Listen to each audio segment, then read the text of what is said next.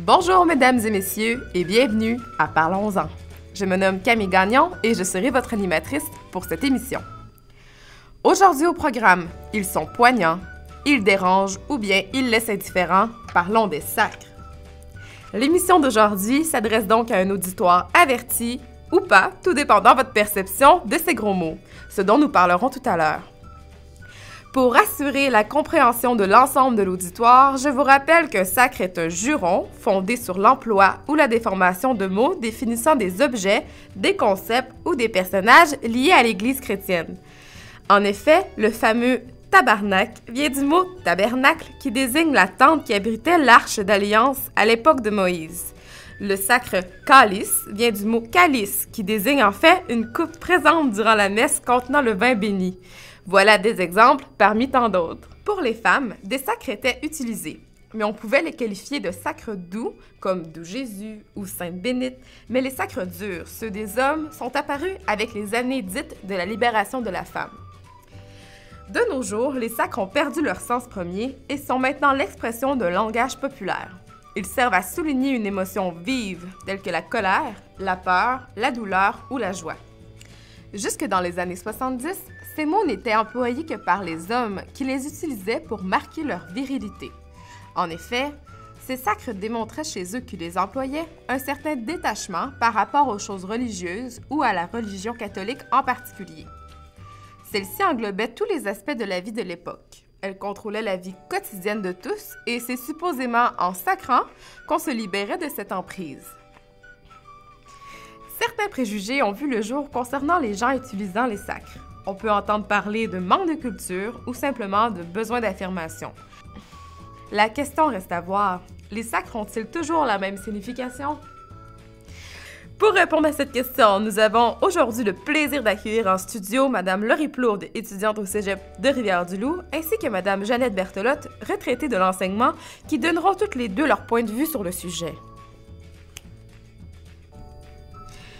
Donc, bonjour, Mme Berthelotte. Bonjour. Vous allez bien? Oui. J'aimerais savoir tout d'abord, est-ce que vous, dans la vie de tous les jours, vous utilisez les sacres? C'est pas nécessairement dans mon langage, en tout cas. J'aime pas sacrer, j'aime pas entendre non plus sacrer. En tant que mamie, mère de 4 enfants et de 11 petits-enfants, alors je me vois pas lâcher des sacres devant de façon régulière. De façon régulière devant mes enfants, ou mes petits-enfants surtout. OK. Puis, en fait, vous voulez pas utiliser les sacres question d'éducation parce que ça paraît mal, en fait, c'est pas beau, mais est-ce que vous devez connaître la signification des sacres? Est-ce que c'est quelque chose qui vient vous toucher plus profondément que juste le fait de les entendre? Oui, parce que je me trouve chanceuse quand même, parce que j'ai vécu dans un milieu où je n'ai pas tellement entendu sacrer. J'écoute des films. Justement, hier soir, j'écoutais Les Bougons.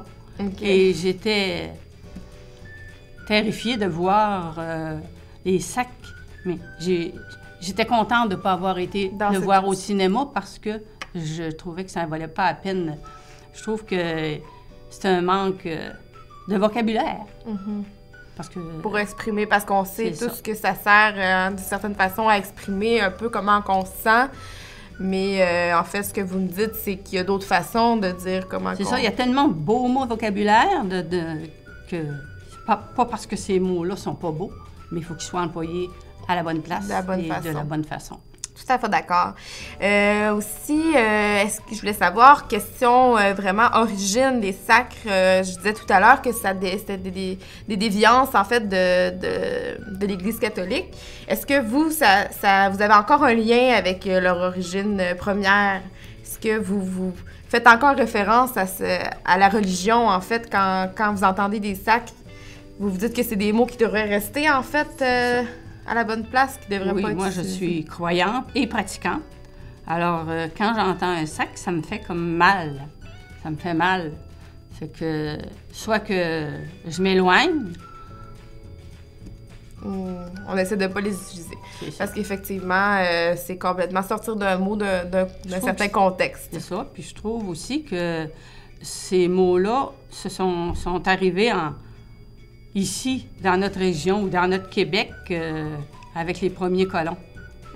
C'est que ça fait longtemps, effectivement. Oui, ça fait longtemps que ça marche, ça existe. Mais surtout les bûcherons, on dirait qu'ils ne pouvaient pas s'exprimer autrement qu'en sacrant, pour se dérager ou pour exprimer leur colère. On dirait que ça les soulageait en sacrant. D'accord. Puis, qu'est-ce que vous pensez des dérivés là, qui sont vraiment un peu qu'on peut considérer de sacres plus doux? Mettons, par exemple, Sainte Bénite ou Tabarnouche, en fait, des mots qui sont un peu plus, à moins forte connotation, en fait. Est-ce que vous pourriez les utiliser ou pour vous, c'est complètement, ça rentre dans cette catégorie-là? Je crois que c'est des mots, moi-même, que des fois, je vais le dire... Utiliser, c'est ça. Que je vais les utiliser, c'est ça, comme ceux-là que tu viens de dire. Sainte Bénite ou Sainte... Tabarnouche, des mots plus doux. Au lieu de dire des vrais mots, là. C'est vraiment une question d'intention aussi, là. Dans quel contexte on les utilise. Si, par exemple, on est vraiment fâché, on peut utiliser un mot un peu plus simple, un peu plus doux qu'un sacre dur. Oui, on pense que ça nous soulage en disant ces mots-là, mais après ça me fait mal. Moi, de ma part, en tout cas, j'aime pas ça. Parfait. Bien, écoutez, je vous remercie beaucoup pour votre collaboration, Mme Berthelotte. Ça a été super enrichissant, puis je vous remercie d'avoir partagé avec nous votre point de vue sur les sacres. Ça m'a fait plaisir. Donc, on peut maintenant passer à la deuxième invitée aujourd'hui qui se nomme Laurie Plourde. Bonjour, Laurie. Bonjour.